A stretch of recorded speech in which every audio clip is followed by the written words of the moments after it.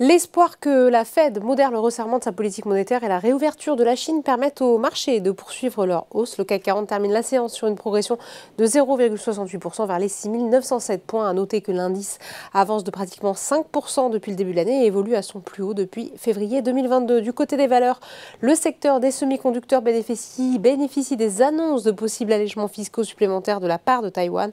ST Micro progresse de 5,16% sur cette séance, plus forte hausse de l'indice. Les valeurs dites défensives sont également recherchées. Eurofins Scientifique avance de 4,5%, Carrefour de 4,4%. Le luxe se porte bien grâce à des relèvements de recommandations et de l'enthousiasme autour de la Chine. Le titre LVMH est à son plus haut niveau historique, 759 € et avance de 1,44%. À l'inverse, Renault se replie de 1,54%.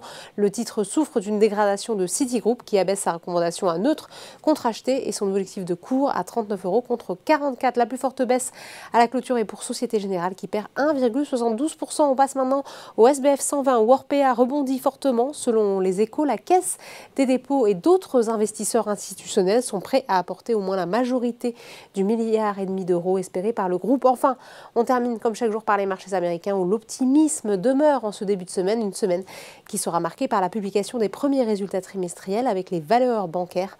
Au moment de la clôture parisienne, les trois indices de la bourse de New York évoluaient dans le vert. À noter que sur le Nasdaq, Albireo Pharma bondit de 92% après l'annonce de son rachat par Ipsen. Voilà, c'est tout pour ce soir, mais n'oubliez pas, toute l'actualité économique et financière est sur Boursorama.